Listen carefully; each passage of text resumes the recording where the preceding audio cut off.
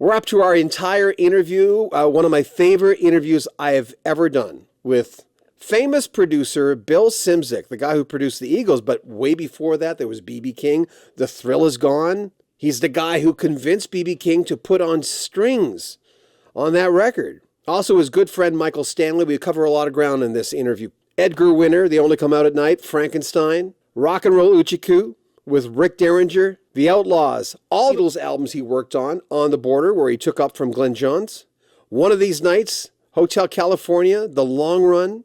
We cover some time he spent with Jay Giles and Faye Dunaway, who happened to be married to Peter Wolf at the time, their lead singer, and a lot more from one of the greatest producers of all time, Bill Szymczyk, on Rock History Book.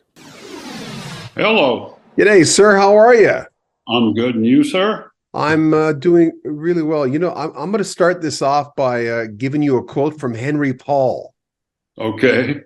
Henry Paul, I talked to him a couple weeks ago. He says, he called you a man's man. You said that in your email, and I've never been, I don't know if I've ever been called that. He said the most generous, the most interesting, the most warm and inviting guy I've ever met. Well, geez, that's high praise. It's downhill from here on in. That's it. It's over. Listen, I've wanted to talk to you for I don't know how many years. You know, it's interesting when people, you know, I have this thing about music fans. I look at, I once was outside, I've been in radio 40 years. I once was outside an Elton John concert, didn't get tickets. I had to interview people coming out. I'm telling you this for a reason. And then, you know, most people were coming out, they're you know, music fans are like sometimes Joe Lunchbucket, Evelyn, everybody. They'll say Pretty Woman when you talk to them about Roy Orbison, and sometimes because of time and age, they can't come up with too many songs. Other people will, well, anyway, Elton John. They had 5 songs they told me were their favorite songs coming out of an Elton John concert, and I'm going, that's when I realized it's my job to sort of make sure that you're not just Mr. Hotel California, even though the people who know, they know, of course. Come on. But I told myself that's why I'm in radio. That's why. By the way, before we start, Randy Bachman, not Bachman, Bernie Ledden, not Leeden, Glenn, not Glenn Shorrock, Glenn Shorrock of LRB, speaking of vocal bands. How many people have screwed up your name through the years? Everybody. It's been everything. I'll tell you, the best story ever was when I first joined the Navy, and it was day one, and they go line up alphabetically. Robert O's, a big, you know, black dude. He was in charge. And so I got down to the S's and said, see where the T's started, right? And I just sandwiched myself in there. So he's going down the list. He goes, Smith, you know, Stanley, yada, yada. He starts looking at it. He goes, all right, who's the motherfucker whose last name looked like the bottom line on the eye chart? I said, that's me, sir. Mr. Sonar. There you go. Man, that is crazy. I mean, I know everyone tells you this, but the thing is, your history getting to the spot where you're behind the controls is as interesting as it is after you get there. I mean, your twists and turns, connecting your handmade radio to the accidentally to the springs of a springs, yeah. That is crazy. Yeah. I know. And for it to come up with you know, WLAC in Nashville, Tennessee, I mean, like, what? Opened a whole new world to this white boy. So were you the inquisitive part? I mean, I know you described yourself as a person, you're a good listener, you know people. You know, I'll always go with the people who know how to understand people, and you get the best out of them that way. Maybe that's why Glenn and you work very differently. But for you, were you always inquisitive in that way? When did you think you started realizing the importance of zoning in and understanding people to give them what they want and for you to get what you want? I saw that working when I was just an engineer before I started producing, when I was working for people like Jerry Ragavoy and Quincy Jones and people like that, you know, engineering for them. And I saw how they handled people and sessions and so on and so forth. And I went, oh, I see. You can, you know, you get a lot more out of people if you go for the honey instead of the vinegar, if you know what I mean. Just treat people nice and you'll get better results as opposed to being, commandeering, demanding, do it my way, one of those things. So it's always been, I mean, record making is obviously a collaborative experience. And for everybody to get their say, and at the end of the day, did everybody feel like you got what you needed? Boom. That's how you do it. One of the weird questions I ask people, I'm 63, so everyone who I interview, they're at least 10 years older than me. And I try double. Yeah, well, there you go. 20, almost. So with me, I'll sometimes ask a blunt question. I'm going, why are you still alive? And I don't mean it that way, but the thing is, you came through an era of success and excess. Right. I know that I talked to Randy a few years ago, Randy Meisner, and he was in good health at the time. And he was the first to explain that, he got himself into a lot of trouble. But I mean, when Steve Lukather of Toto, I said, what would you change? He said, well, maybe less of the white stuff. But some people through nurture or nature, through whatever, luck of whatever, some of your cohorts aren't here anymore. Right. You're survived and you seem healthy. I'm hanging in there. We all got, you all got your hiccups as you get to be 80 years old. Trust me. But it's like just maintain and keep going. With B.B. King, I remember. Well, you knew who he was. You heard him on the radio, and then was there a moment when you actually started working with him that you checked in and said, "Wait a minute, like." All the things that had to happen for me to be in this room, to be with this man. Did you ever have a moment like that with him, considering how big he was? I don't think I ever had a moment like that, like everything led to this moment. But I'll tell you one thing, when Why I Sing the Blues made it to the pop charts and he hadn't been there ever, that was when I knew, okay, maybe I'm onto something here. And then the next year, The Thrill Is Gone, pretty much put him out of the Chitlin circuit and into the big room in Vegas. So it was a beautiful thing. So was it hard to get him to sort of, I mean, first there was the thing about you using half of his band and half of, like, was it hard for him to say maybe you should branch out a little bit more? No, that was his way of, I'm not sure about what you're talking about. When I first laid my idea out that I wanted to record him with a mixed race group of rock and blues music, or not really blues, more R&B. I wanted to put him with an R&B rhythm section and a rock guitar and rock piano. And he said, that sounds interesting, but let's do it half and half. So I mean, that's the live and well portion of it. And then after Why I Sing the Blues hit the pop charts as well as like top 10 R&B, he said, okay, let's do it your way all the way next time. And that was completely well when it was The Thrill Is Gone was on. And the strings, what about was that a difficult thing? Because that's mentioned in a lot of interviews and a lot of things about you. How did you approach coming up with telling him that? I called him at 3 a.m. after we did the session.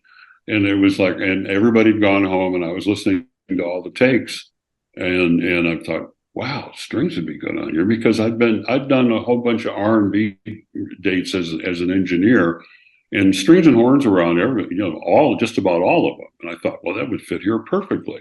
So I called him up and woke him up and said, and gave him my ID, and he said, well, I'll listen to that, So about a week later, I booked the string session, and obviously B came in. And the first rundown, I'm sneaking glances at him, sitting on the side of the control room, and he's smiling. I went, all right, I scored. Yeah. What kind of a guy because I wouldn't have the chutzpah to do that. I mean, in any way, there's a part where I became comfortable in what I do, that I found my voice, and I'm going, this is the type of broadcaster I'm going to be. I'm not apologetic about it. This is who I am. But I can't imagine a world where I'd be producing, and I don't do that, B.B. King, where I'd be, Who was Bill Szymczyk back then? How would you describe him? Geez, how would I describe him? If you were looking at him right now, what would you say? You lucked out, dude. That's what I would say. I really don't know how to answer that, to be honest with you, John. I don't, you know, it's hard. It's a long time ago, and I was full of piss and vinegar, and I'm going to make it. You know, that whole thing. I like that picture of you with the Eagles. I would think it was one of these nights, or maybe on the border, when you took that over, where Bernie is pointing his drumsticks towards you. There's not a lot of pictures of all of you guys together. No, I don't even know which one you're talking about. It's anyway. He's on the left, you're on the right, and he's got obviously Don's drumsticks, and he's pointing towards you, who are on the end. I interviewed Bernie a little while ago, and he was very forthright. And I asked him a question. I said, "What would Hotel California sounded like if you were there?" He said, "Well, that's a cute question." He was really nice. He said, "That's a cute question," but he says that's just one of those, like, what if there were two suns or something, or two moons? Right.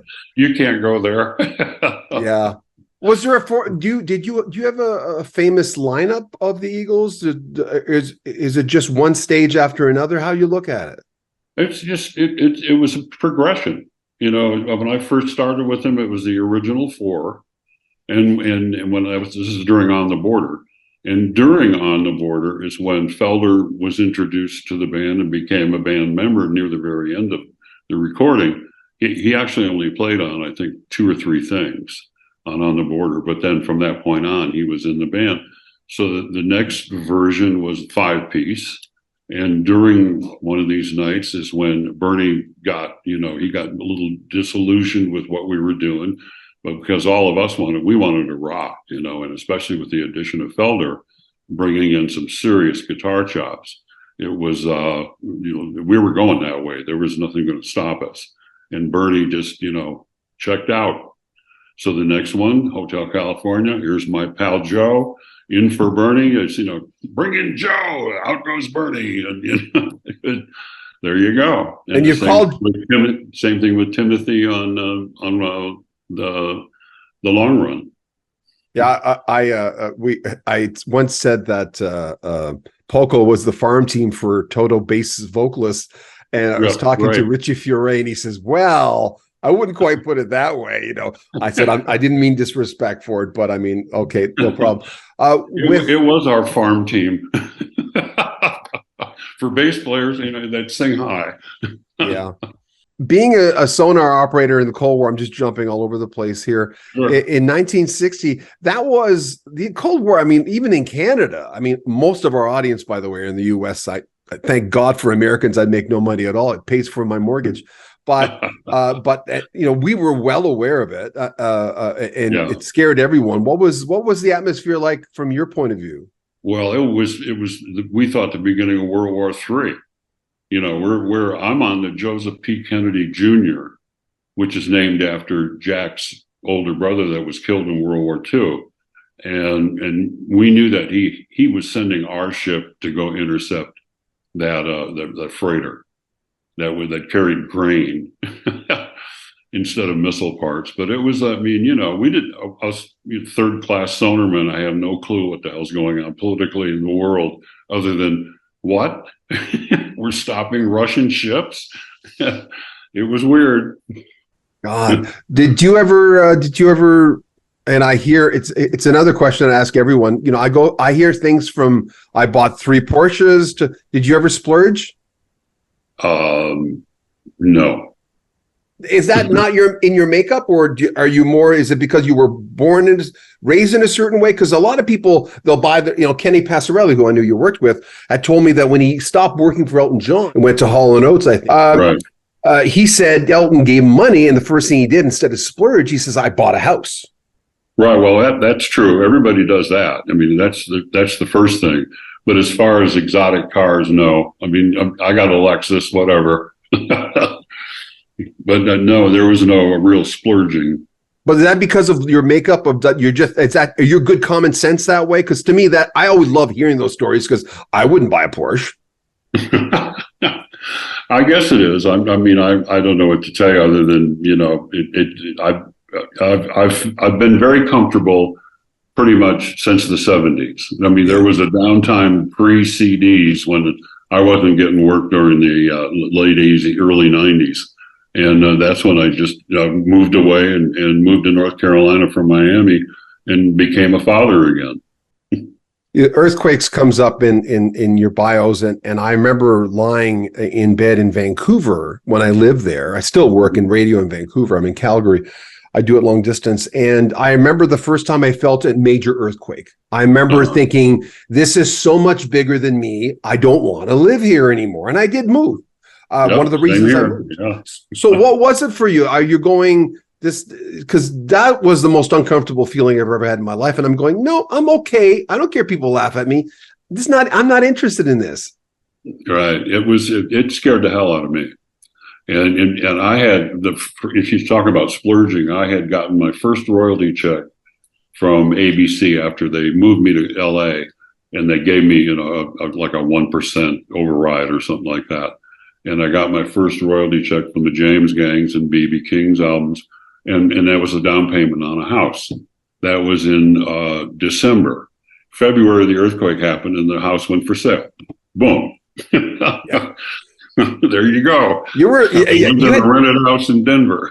Well, you had great circumstances. Like, I mean, when you were in New York, and you were talking about, Goffin and King were there, and you walked into that. That must have, and even the article that quotes you says, to this day when he talks about it, there's excitement in his voice, and I love seeing that.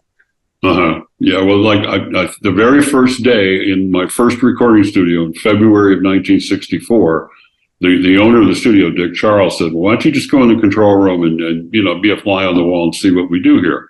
And so I did, and what they did there that day was Jerry Goffin was in the control room producing, and Carol was singing and playing piano. It was like, oh, okay, this is good. Crazy. And Diamond was there. It's crazy the amount of I mean, you did the work, you got in the room. I know you say you were lucky sometimes, but I'm a big believer of you're not being generous enough to yourself. But I people say you're lucky, not you. People tell me, "Oh, you're lucky." I'm going, "Yeah, that's part of it." But I do believe you kind of have to do the work, or they must see something, because you were the victim of great circumstances. But if you were an nincompoop, you wouldn't have been there. That's true. Yeah, agreed. Yeah. When Glyn Johns stopped working with him and he says, "Better you than me," and you gave him a call, were you nervous making that call? Did you know him at that point? You knew of him. Oh, I knew him. I knew him well. I'd met him a couple of times. When I was in New York before moving to LA, my two idols, if you were Tom Dowd, because of the R&B, Atlantic Records R&B stuff, and Glyn Johns because of the bombast of the English rock and roll. And forever I've been trying to marry those two things up. So I had met him a couple times on a trip to England, and he knew who I was, and obviously I knew who he was. And so when the Eagles approached me to do them, I said, I'll do it on one. When I said, I'll do it on one condition, I got to call Glyn and clear it with him. And that was the gist of the conversation. Better you than me, mate. Did you, when you came in, I mean, the songs were all done, so you get a chance to, are you listed? Because I know you're listed at, how many did he end up doing? Best of My Love, that was him still. He got two, Best of My Love and You Never Cry Like a Lover. Those were two cuts that he had on the record, and I had all the rest. So you heard his takes then. Did you ever hear his takes on everything? Some. I heard some. I heard On the Border. I heard... Oh, I can't remember what else. I mean, but by then they had stopped recording with Glyn, and they'd done a couple of tours. So it wasn't just directly from Glyn to me. And so they actually came up with a couple, 2-3 more songs that were not done in London before we got together.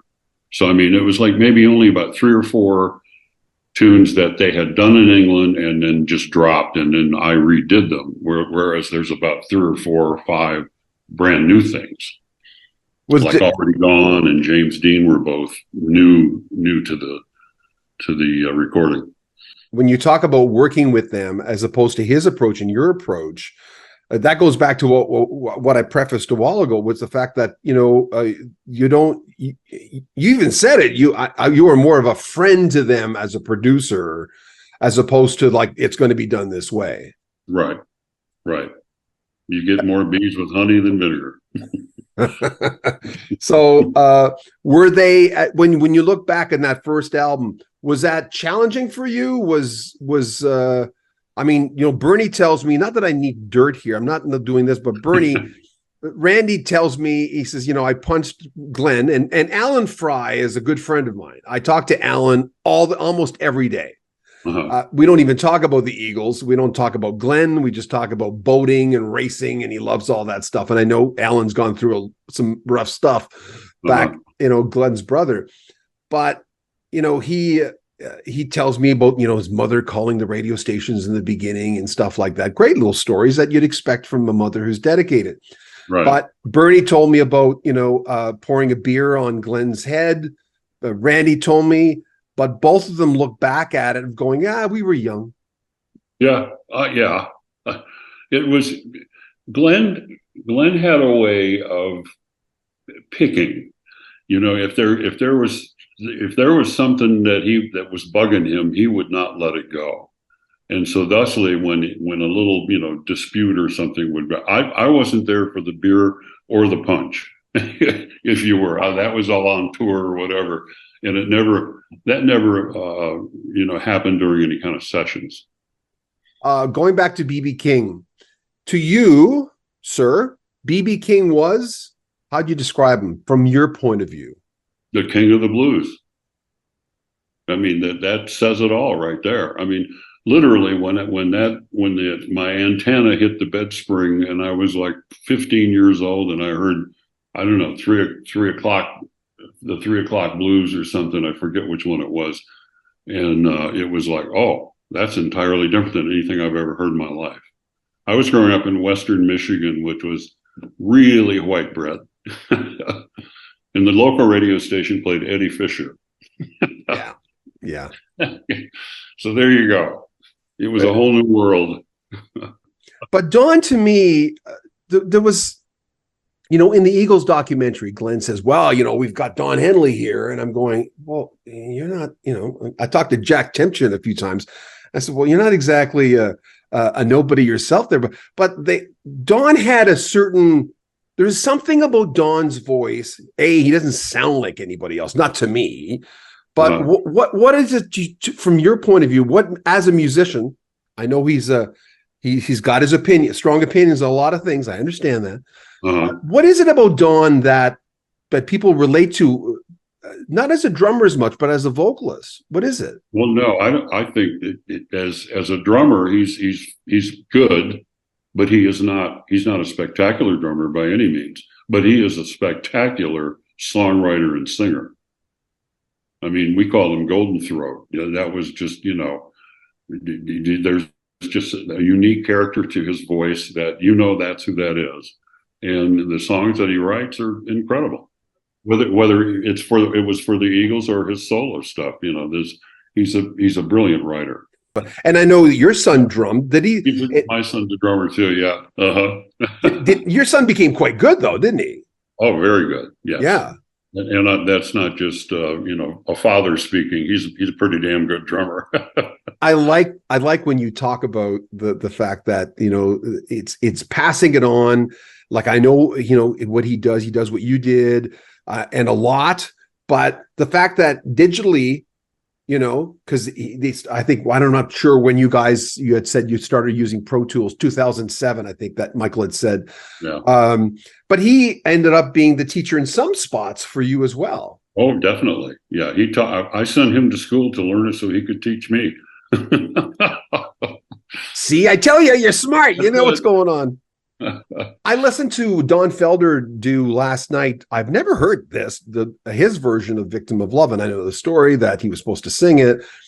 But I heard him and I thought, I don't know if he always sounded or tried to get into that lane, the Don Henley vein, but he sings Victim of Love in a very Don Henley kind of way when he sings it live. I've not heard it. I couldn't tell you. So what went, so he recorded his version of Victim of Love then. He did a couple of takes, yeah. But it's not anywhere, is it? It's in the ether. It's in magnetic heaven. Well, he sang one song, and don't get me wrong, I'm a huge Felder fan. I like everybody in the band, and I like to love everybody, and you know, they've done a lot. But Visions is the only song he ever sang with the Eagles. Right. That's it. Yeah. That in itself led to some feelings right there that were festered over the years and contributed to, the very end when he got fired. Was one of these nights, for instance, when you look at that album had a lot of vocal cooks. Like, I mean, Bernie had, Journey of the Sorcerer and Wish You Peace, which, as you probably know, is voted a lot of the times. And we talked about this, me and Bernie, about, one of the worst Eagles songs of all time. I have always liked it. I've always liked that song, but you either like something or you don't, you can't help that. Right. But right. Journey of the Sorcerer, that bombastic, big, beautiful piece, which I loved as well. Was that hard to get on the album? Did they ever fight over that? Well, it was hard to get on the album because Glenn and Don didn't want it. Yeah. And Bernie had this banjo thing, and Glenn and Don we don't do instrumentals. I said, well, we're going to do one now. Because that was the only way I could make Bernie happy, keep peace in the band, and move on. It was to do that song. So basically, it was Bernie, myself, and Felder that did almost 90% of that. I mean, after Glenn and Don played on the basic track, they just took off, and we finished it. What's your thought on that track? I'm very proud of that track. I think it's a killer track. It's, when Randy asked me, Randy at the end of the interview says, "Can I send you an autographed album?" I go, "Geez, yeah. Which one do you want?" I said, "Well, to me, it's always been between Hotel California and One of These Nights because I love both of them for separate reasons and similar reasons." And he sent me. I asked for One of These Nights because that was the first one. I'm going. To me, that was a Beatle-ish thing because obviously they all sang and loved the harmonizing. There's just something about One of These Nights. I think that people sometimes. I don't know. There's so much on there. And Randy had, I love Randy's vocals so much. He added so much to that chorus. Yeah. Yep. Is there a point where you knew Randy was, I know he was gone, and I know that Take It to the Limit story where he didn't want to sing it in concert and Glenn wasn't happy, and I don't blame him. Was there a point where you were worried about Randy leaving the band? No. That to me was somewhat of a surprise. I mean, that when I heard, like I said, the breakup happened on the road, and at the end of the tour he was gone, and the next thing I hear Timothy's in, and I had no clue in front. When you were trying to make peace, you're just that type of guy. You're going, I got to make this album like a manager should. I got to keep this together. We've got to finish this project. So where you're going, I'm just going to keep these guys happy. They're a band. They're young. They're indulging in things. Was that your take on it? Yeah, pretty much. But it was. Everybody, like I said, everybody was on the same page except Bernie during One of These Nights, and it was like, okay, I got to keep him happy at the same time. And so when I talked to Don and Glenn about, well, I'm going to do this instrumental with Bernie. And I said, it's going to have to be here, or because he's only got the one other song on the album. So they finally acquiesced and said, okay, go ahead, do it. One of These Nights, were there any surprises for you singles wise? I mean, obviously One of These Nights, you listen, especially the long version, not the single version with the longer intro. You must have known that was going to be a hit. I thought so. Yeah. Yep. I was 90% sure that was going to be the first one out of the box, and it was.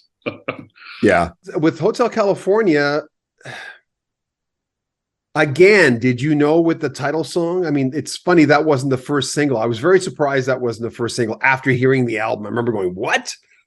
Because the song. I mean, look at all these songs have stood the test of time. I'm overstating the obvious, but with Hotel California, what was your thoughts on that? I didn't know it was going to be. Well, I knew it was going to be a single, but I was like, okay, how do we get this 7-minute thing down to whatever? And in the end, we didn't. We just let it roll. I hear the story that Felder had, the beginning part, and then he forgot by the time you guys get into the studio that he forgot what he had done, and they called his maid on the other side of the country to play it back. We were in Miami at Criteria, and he called out to Malibu to play that cassette for me. And he would copy down the whatever changes it was. I forget exactly what he was looking for, but that's a true story. What was the difference in the atmosphere between, for instance, Hotel California and The Long Run? I mean, I know that there was a change in Randy was gone and Timothy was there. Were the band getting tired? What was your sense of these guys you were working with? It seemed to be there were two camps. There was the Don and Glenn camp, and then there was the guitar camp. And Timothy was kind of caught in the middle because he was the new guy. I mean, back in Hotel California, one of these nights in Hotel California, there would be they'd stay in one house in Miami when we record in Miami. And when we got to The Long Run, they had to have two houses. So Glenn and Don's are in one, and Felder and Walsh and Timothy are in the other. And then up until then, they'd always have a couple of cars. Now everybody had to have their own car. I don't want to ride with him. Oh, okay. Well, the Long Run, what it took 18 months to do, right? On and off, yeah. I mean, it wasn't solid. I mean, I think there was a tour or two in there, but yeah, basically 18 months. I always find that album I was just gotten out of high school when that was released, and I always find I keep coming back You're a to young that dude. well, there you go. I find I keep coming back to that album for whatever, because I didn't really like it when it came out. But you know how it is, if you love something too much, cliche goes that you tire of it too quickly. But The Long Run, I keep going back to. This was one of those albums I'm going. Good stuff on it. Yeah. I like it. There's some, and to me, I like it a lot because I got it done. It was finished. It started out, it was supposed to be, okay, Fleetwood Mac, this is it. Fleetwood Mac's going to do a double album. We got to do a double album. Okay, well, that lasted, about 6 months. And we realized if you're going to write words like that, it's going to be 20 years from now before this album gets done. They just announced today the Fleetwood Mac are releasing a live album of the Rumors tour. They were number one when they released it, and I remember Hotel California Rumors, California Rumors, back and forth. That was the other team. We were always in competition with those guys. Yeah, but their double album, Tusk, I was surprised maybe 10 years ago. I looked back at the sales and I didn't realize Tusk sold so badly for an album that followed Rumors. Yeah, it didn't do as well as they expected, I think. With Joe Walsh, you've called him your guitar mentor. Working with him, what was that like in those early days when you were working on James Gang and then with his solo album? Right. When I first saw the James Gang, let me back up a little bit.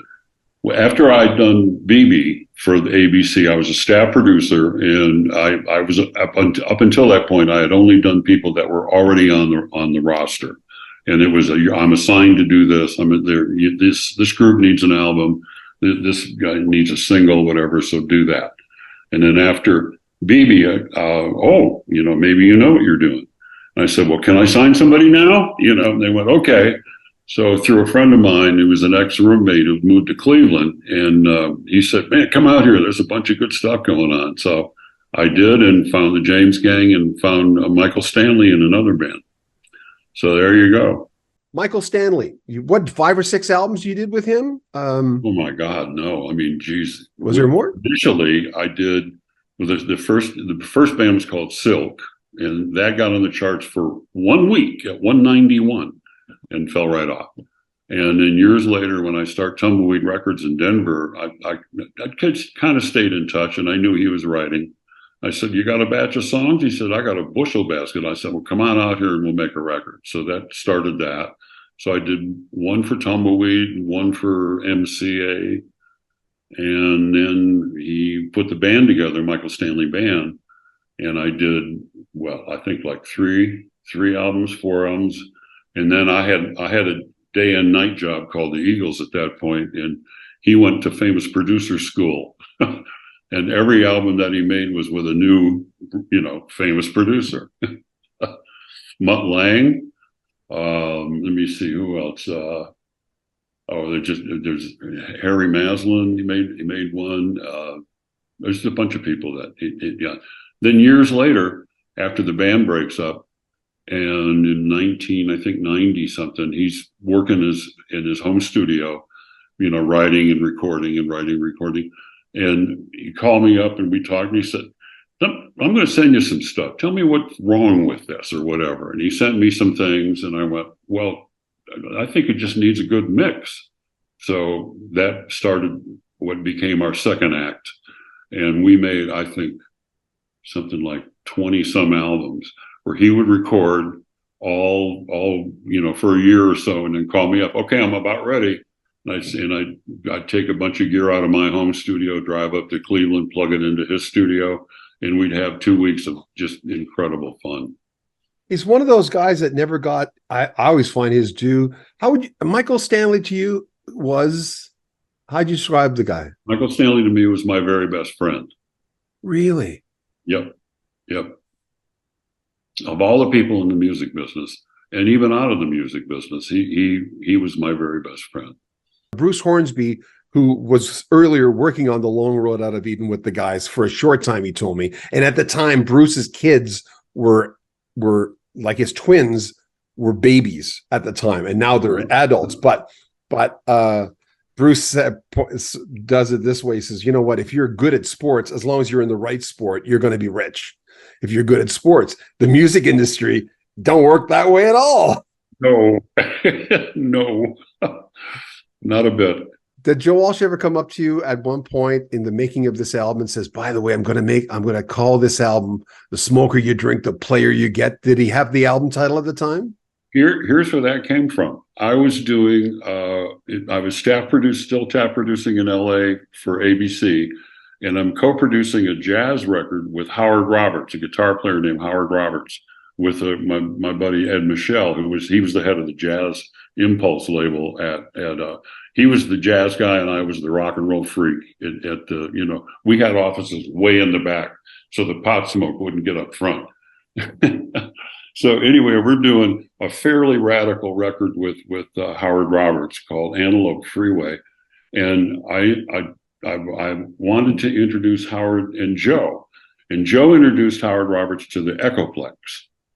And that Howard had never seen one before, and it was a repeat thing for a guitar player. He's a jazz guy. He's plugged that into what, and he did, and he started playing one. And he said, "Oh, this is amazing." So they played around with it for a little bit, and Joe's getting ready to leave, and he goes, "Howard, just remember, the smoker you drink, the player you get," and he walks out. And so years later, or a couple years later, it was like, well, wait a minute, let's use that, and so thusly that became the title of the second solo record. With Joe, I mean, who was it? Chris Thompson, Blinded by the Light. Chris Thompson told me like 2 weeks ago, he says, by far, Joe Walsh is the funniest guy. He's still I'd have a party and he'd steal my toilet paper. And years later, people would say, "Hey, this is Chris Thompson. Remember him?" He said, "Oh yeah, Joel would say, "Yeah, I stole this toilet paper 15 years ago." Like he's just wired unlike people that I know. Oh, I know. He is. He's a unique dude. What was your first impression of Joe when you started working with him with the James Gang? Did you know him at all before working with him? No, I did not. No, I was introduced to the band all at the same time. And when I walked into the gym or whatever it was like a hullabaloo, in Ohio. And I could hear the band they were already on. And I thought it was like a 5-piece band. because it was like, well, it's just a massive amount of sound coming out of there. And I come around the corner to look, and it's just three people, and Joe's just wailing, and it was like, boy, that guy's good. We better, what's going on here? So that was my first impression of him. I was very impressed initially. Rocky Mountain Way. Did you have any memories of that? Joe did the track. That was one of the first time it was like, well, we know what we're doing. We're going to go produce ourselves now. So he took the band down to Criteria when I was still living in Denver. And they did a couple, 3 tracks, and Rocky Mountain Way being one of them. But all of what, there was no words or anything like that. It was just a blues shuffle track. And they come back after a while. Joe says, okay, I don't know what I'm doing. And he calls me back and come finish the record. So basically we redid everything on the track except the drums and I think the piano, and just started over again. And we did all the guitars and everything. And by then he had the words. And it was, we were doing it at Caribou, and it just fit. Rocky Mountain Way. There it is. And all 3 of them get writing credits on that too. Yeah, which is cool. Because it was like just a blues shuffle when it started, and it was the 3 of them, and that was it. But seriously, folks, which was right in my lane. I remember one day listening to. I programmed New Age for a little while. I used to program, what is it? Inner Tube and Theme for Boat Weirdos. Those 2 songs that are together, right?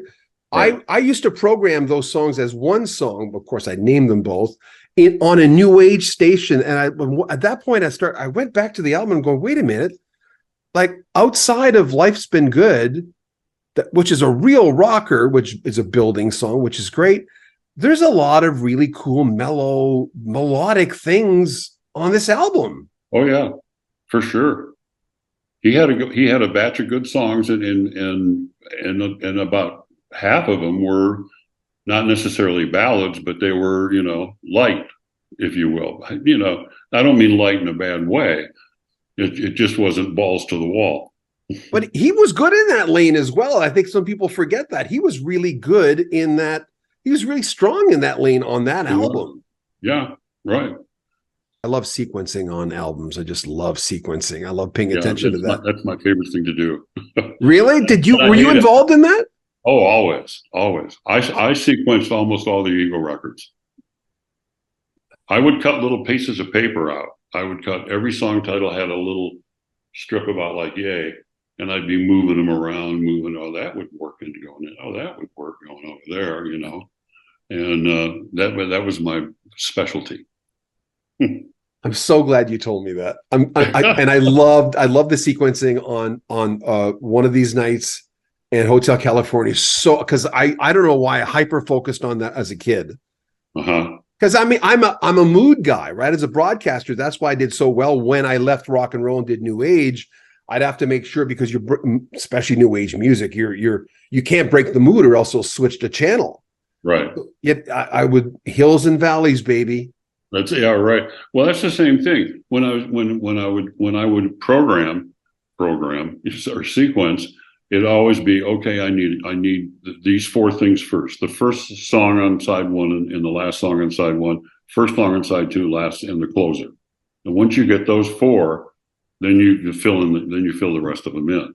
Well, I got 2 rockers in a row. I need a ballad, yada yada. So that's the formula. Yeah. Yeah, and it pissed me off when the CDs came in. It was like, oh, wait a minute, there's no side 1, side 2, damn it. Yeah. When you were working with Jay Giles, I hate to ask a fan question. Did Faye Dunaway ever come in? Because didn't he marry her in 74? Oh yeah, Faye hung around quite a bit. I think she was filming. I think it was the Poseidon Adventure or something, or I forget what movie it was when we were in New York doing, I forget which album, but she hung around a lot. I've got Polaroid pictures of her in a Pandora Productions T-shirt that Pete took. That's crazy. Wonderful stuff. What was she like? What was Peter was to me. Peter looked like a rock star to me. Just before we go back to Faye for a second, sorry to interrupt you. To me, Peter Wolf looked like the American version of Keith Richards. I looked at him and going, he looks like a rock star. He just seems like he lives and breathes it. Am I wrong? No, not at all. That was him. He's the ultimate front man. And Yeah. Faye, back to Faye, she was a sweetheart. She would just hang out in the studio and be one of the guys. It was great. When you talked to Don about the drum sound going from Glenn to you, and he would ask you about the mics, and because he worked with 3 or something, right? And you worked with like about 8. Yeah, exactly. That was the first question he asked me in our very first meeting when they were interviewing me, and in reverse, I was interviewing them too, because I didn't want to do cowboy band. I was, if you want to rock and you're sincere, then I'm in. And that was Don's first question was, how many mics are you going to put on the drum? I said, probably 7 or 8. And yeah, Glenn Johns was notorious for 3 foot and 2 overheads. That's it. They're all still doing their thing. They just announced their long farewell tour. This will take a while. The longest goodbye. This is going to take about 3 years. What's your take on them still going on strong? Well, I love it. I mean, go ahead on. Twice a year, I really love it. Why is that? We get paid. Yeah. Mailbox money. I just have a few fan questions, if you don't mind. Okay. Oh, Rock and Roll Hoochie Cooch, the Rick Derringer solo version, which you worked on. You say really nice things about Rick as a guitar player. Yeah. Well, he was good. I mean, he still is for all intents and purposes, but back then he was wired and ready to go. I'll tell you a quick story about that album. He had a great idea, which was really ahead of its time. He said, we want to do 2 cuts with 5 different producers. And he said, and you're first. Do you want to go? I said, sure. Come on out to Colorado. I was living in Denver.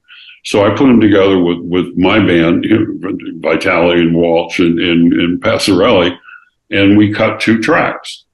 And then he goes away and he goes, okay, well, I'm going to go do, he had a list of about 5 or 6 different other producers, some in London, some, I'm not sure where all was.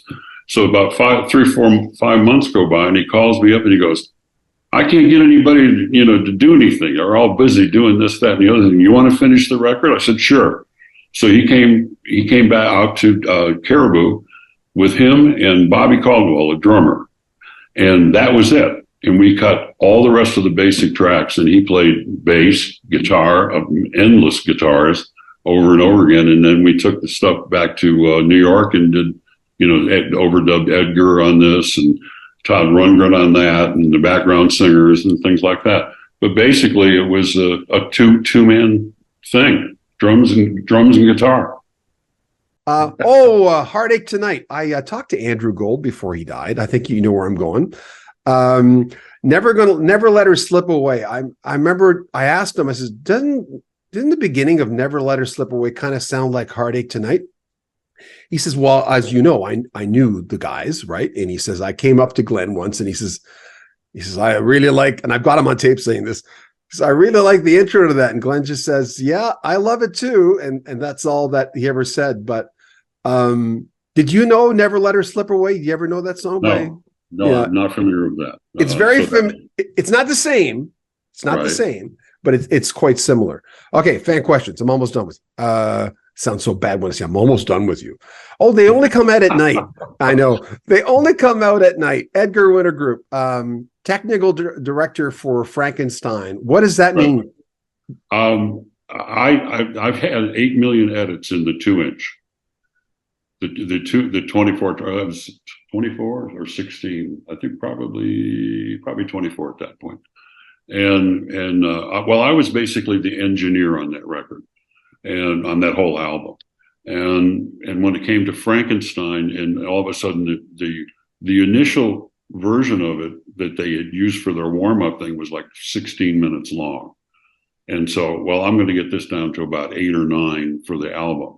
So I started lopping there and this part out, that part out. And then when all of a sudden it was like, well, you got to make a single out of it. It was like, whoa, okay. And I had to go back in and lop some more, So technical director means I was really good with a razor blade. Well, speaking of razor blades, I talked to David Henschel a few years ago. Actually, he just emailed me a few days ago, and he was telling me about working with Richard Perry. And I'd heard the stories about Richard, and they say he has photographic memory, and he'd have all these tape. God knows in radio we edit tape, we splice tape a lot, but not like you guys. With that sort of thing, I always get, there's a mad scientist feel to that to me. I'm going, how in your mind can you keep track of what you're doing to go, oh yeah, I'm going to keep the third of that and this? How did you do that? Did you write it down? Some maybe, but a lot of times it was just, you take a piece out, like 6 bars of something, and you put it over on that machine. And then later on, when you're going to use that, you bring it's just, you learn by doing, and by doing and doing and doing, and the more you do it, the better you get at it. Bob Seger, he had recorded a lot of albums and had his breakthrough by the time Against the Wind came out. Those 2 previous albums, Night Moves and Stranger in Town. What was it like? I mean, he was firmly planted at that point in the pop world, in the rock world. What was it like making that album with him? It was a lot of fun because, first of all, I got to know him through Glenn, because they grew up together in Michigan, and I'm also a Michigan guy, so we all had that in common. And Bob said, we got to work together someday, and so that someday came. And I think I only did like 4 cuts on the album. And he was another one with different producers. He liked Barry Beckett down in Muscle Shoals, and Bob would produce with Punch Andrews as manager. They would produce some. So I did my 4, and thank God Against the Wind was one of them, and it was his only #1 album. That blows my mind right there. And it's a similar lane to me. I mean, he gave Glenn, what was it, Ramblin' Man or Ramble? He had Glenn play on that. Ramblin' Man. Yes, thank you. I should know better. Oh, the Who. Ramblin' Man. Yeah. And you can really hear Glenn on that too. That's the thing. You can hear him. Yeah. Yep. Who Face Dances? How did that come about? Pete fell in love with the first James Gang album, and they got him on the tours to open for the Who. I forget which tour it was, so it would have been in the late '60s, probably '69 or '70. And then I went out on a few dates just to see everybody, and I got to know Pete. And then years go on, Joe's career blows up, and mine along with it, and so on and so forth. And then so Pete calls me up after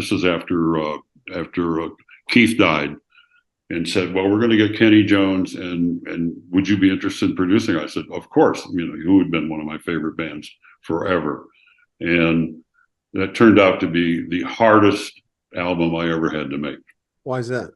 I was in England, only album I ever did out of the country, #1. They hated each other at the time. There was some serious drug problems and drinking problems going on. And so you lump that all together, and it was a rough time. There's a picture. Sorry? And to this day, I'm not particularly happy with the results. I can say that. Well, because Glenn came on with It's Hard, but Face Dances did better. Overall, it sold better than. Yeah, well, that's because of You Better You Bet. Thank God. What was Kenny like? I mean, that's hard. I mean, listen, he had a great reputation to begin with, but he and I we were the new kids. We both came in at the same time, and Roger had a fairly big beef with Kenny just because he wasn't Keith Moon, who there was only one of him, and Entwistle had a fairly big beef with me because I didn't like the way he sounded half the time, and I would always try to make him sound more like a bass player. But I tell him, we already have a guitar player, So it was just a tough time. You got chutzpah, man. I can't. I see. That's the problem with me. Listen, when I'm talking to people, I'm fine with it from my perspective, from being the radio guy interviewing the producer guy. I'm okay. I'm confident. I'm not nervous. I don't do that. But to be in the room with someone, to be able to do that, and I know that's part of the job. You have to be able to do that. Oh yeah, yeah. If you hear something that you can fix, then and somebody doesn't want to know about that. That leads to rubs. So it was your idea. I've communicated with Mickey Thomas quite a few through a friend of mine, John Zeka, who's doing the Bobby Kimball Toto documentary right now. Right. John's a good friend of mine. So getting Mickey Thomas to do an interview, and don't get me wrong, no disrespect. He's very kind, very cordial, but to pin him down to do an interview is very difficult. But I'll get him. But so it was your idea to I had Strutting My Stuff. I had that album. They sound very different, obviously. Was it your idea to bring Mickey in? Who brought Mickey in? To Fool Around and Fell in Love? Oh, he was already in the band when they got a hold of me. He was in the Elvin Bishop band, and that's the first time I met him, when he was the lead singer for the Elvin Bishop band. I had met Elvin earlier, way back in the 60s, when he was in Paul Butterfield Blues Band. And I engineered parts of East to West, the Paul Butterfield album. And so he knew me from way back then. And I think he hired me because of the B.B. King success. But you didn't hear a single? No. And so who wrote that song? I usually do my due diligence with that, but Elvin did. I believe, if I'm not mistaken, Elvin wrote it almost overnight. Mickey might have had a few inputs as far as lyrics, maybe finishing up some lines or something like that. The Thrill Is Gone, and what's the Eagles song? After the Thrill Is Gone. I don't know why people latch onto that like crazy. Yeah. When they Don and Glenn said we got this song called After the Thrill Is Gone, I went, oh great, that's cool. I know what to play before it. But was that an accident? Do you know? Did you ever know that? No, they came up with that line. And then I think it was after that they realized, oh right, that's a little take on Szymczyk's record with B. Hurry Sundown, Outlaws. What was that experience like? Because Henry sure loves you.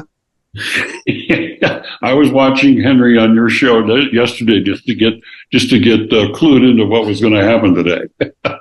And he was my touchstone as far as that.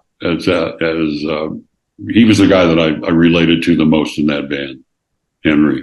He's very centered. He is. He's a bright guy. He's a very, very bright guy.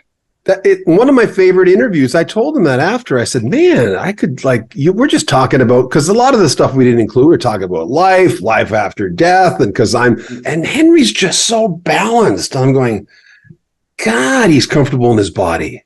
Yeah. Yep. JBL 4210s. 4311s. 4311. Sorry. 4311s.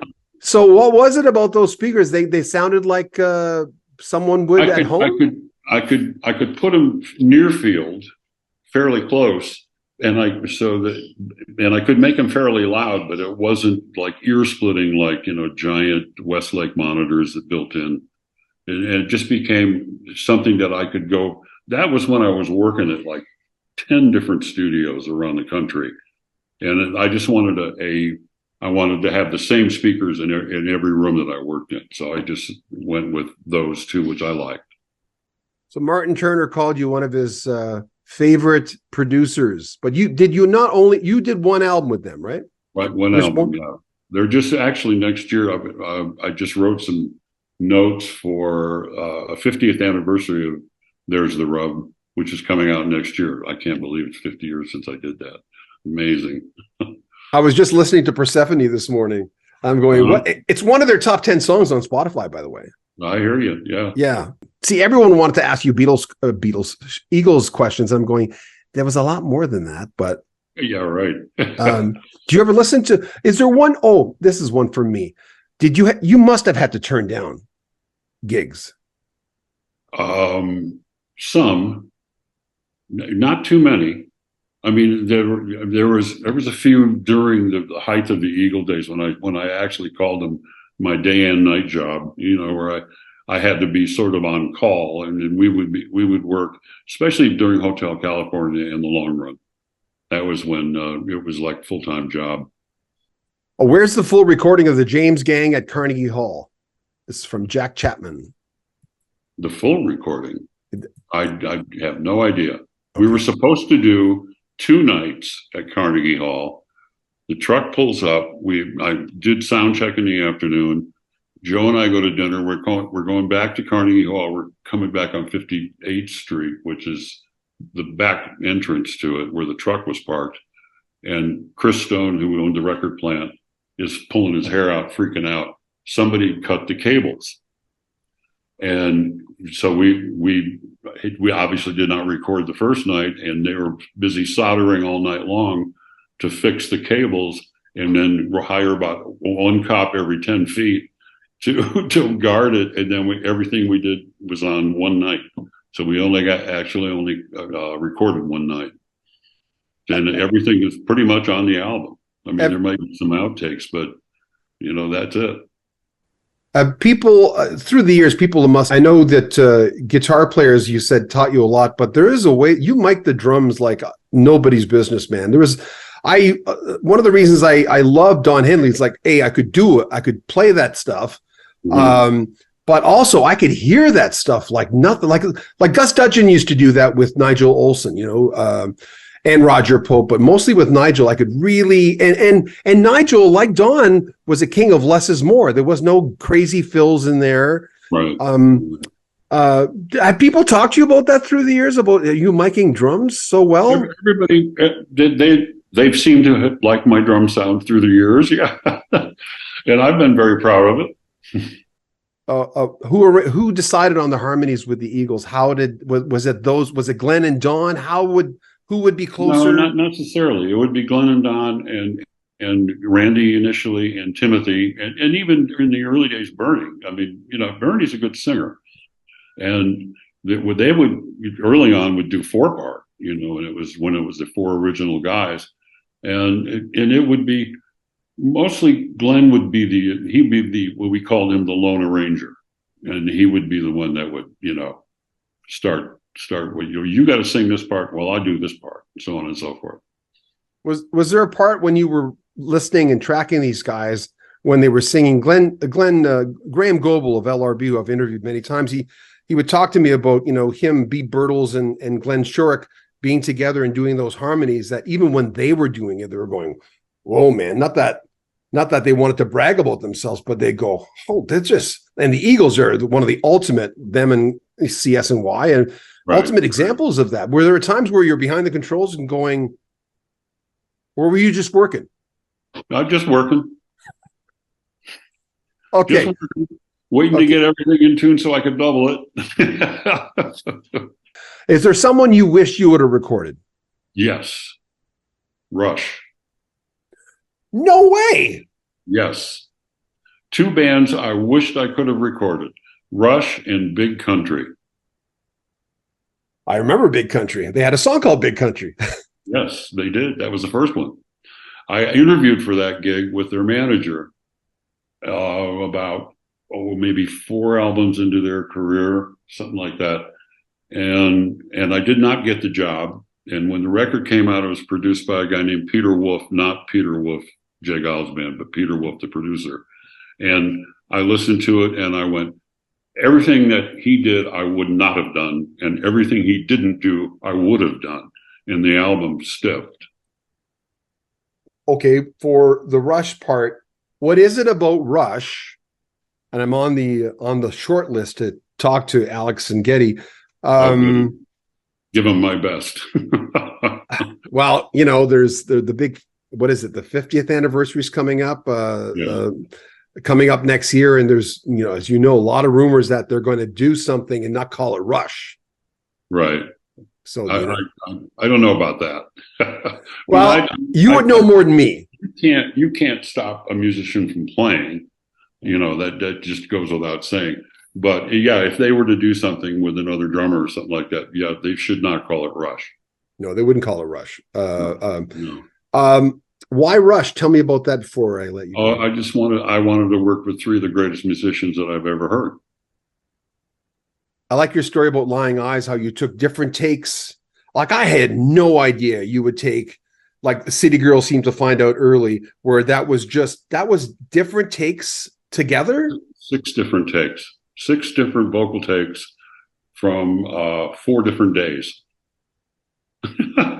Where did you get that from? Is that a new thing you did? I'd never heard of that. I mean, I hear it now. But vocal comping, I think I was one of the first people to do it. And I had a board in Criteria Studio C, which had a magic little panel of the quickest relays you ever saw or ever heard in your life.